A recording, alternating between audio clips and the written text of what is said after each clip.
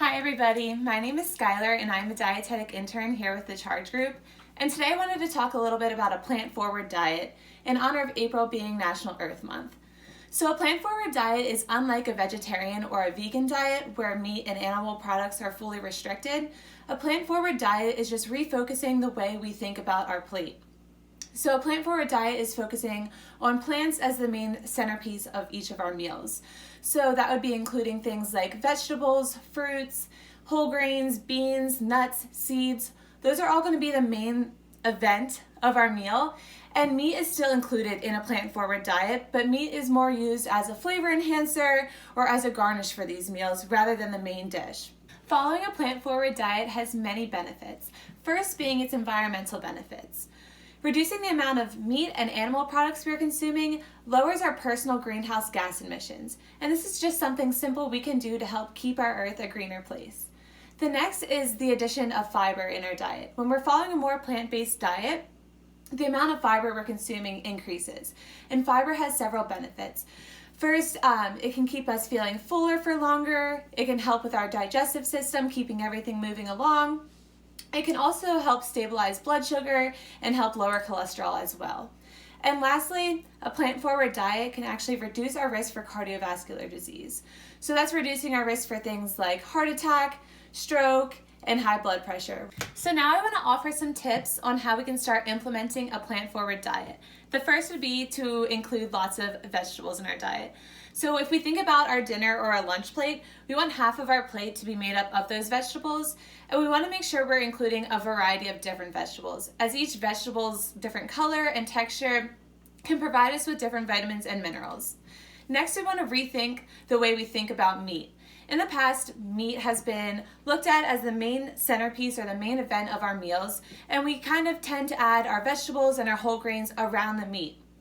But with a plant-forward diet, we're rethinking that. We want our whole grains and our vegetables to be the main dish, and our meat, like I said before, to be used more as a garnish or as a flavor enhancer rather than the main event.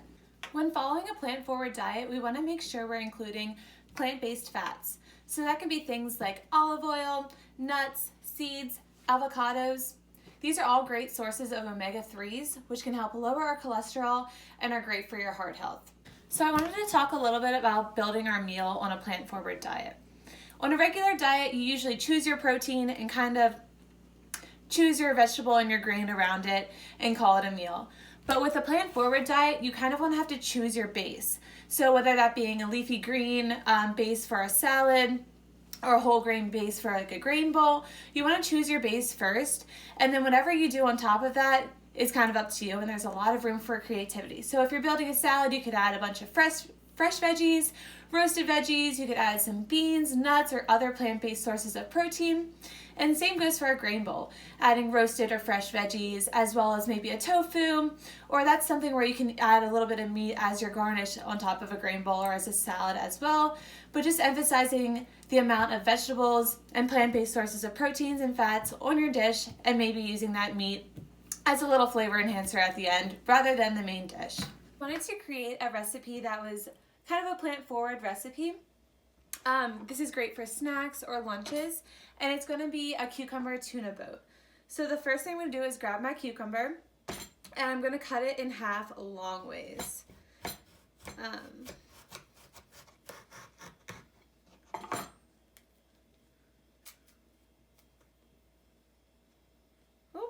Like this, and then I'm going to cut it in half short ways on each side again, just to get these smaller bites like this. And I'm going to scoop out the insides of the seeds just so I make a little bit of room for the tuna I'm going to be putting on top of it. So just scooping out the seeds a little bit, just going to take a second. And this is using the cucumber as the base, like I mentioned before, so it is a plant-based source as the base. And the meat, which I'm going to be using tuna, is going to be like the garnish on top, like I mentioned. So I'm just going to do one for the sake of time. So I have hollowed out my cucumber right here. And now I'm going to get started with the tuna. I am using tuna, and when I buy tuna, I like to buy the tuna that is canned in water. Some tunas are canned in oil, and that just adds to the fat and calories of the tuna. So I just prefer to buy the tuna that's canned in water, and tuna is a great source of omega-3 fatty acids. It's a great source of protein. So it's a really great option when you're choosing a protein. So I have my tuna here, and instead of mayo to make the kind of like the tuna salad, I'm going to do a non-fat Greek yogurt. I just need a little spoonful of it to mix in. But with the Greek yogurt, instead of the mayo, I'm getting more protein and less fat than I would have with the mayo. So just putting a little bit of that into my tuna and mixing it up to kind of create that tuna salad feel.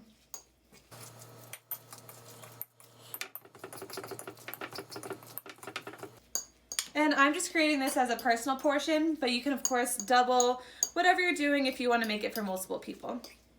So I mixed in my Greek yogurt, which I'm using as my substitute for mayo.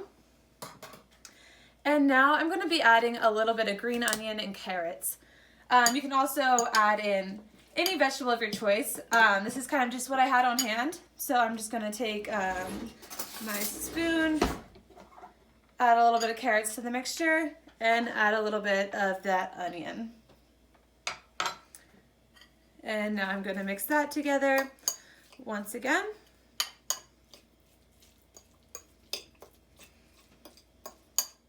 And this is just adding more flavor and more vegetables, kind of providing that variety like I mentioned before, adding a little bit of color as well. And now I want to squeeze some lemon on top of it. So I just got half a lemon. I'm just going to squeeze some. There we are. And this is such a quick and easy lunch idea or a snack idea. It's so simple, and there's a lot of room for creativity with spices and vegetables as well.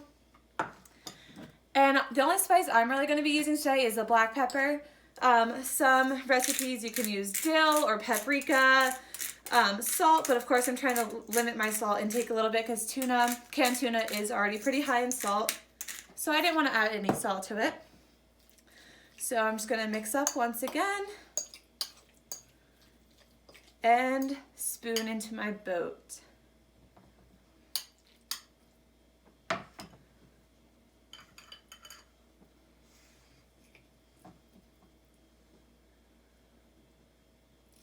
And this is using the cucumber or the plant-based food as the base of the recipe, and the meat or the tuna is kind of used for that flavor or that garnish or that secondary ingredient. So here's my example of the tuna boat. It's really yummy. I'm really excited to try it. And of course, I'm going to add it to the other 4 pieces of that cucumber as well. Thank you everybody for watching. Feel free to share your favorite plant-forward recipes in the comments below.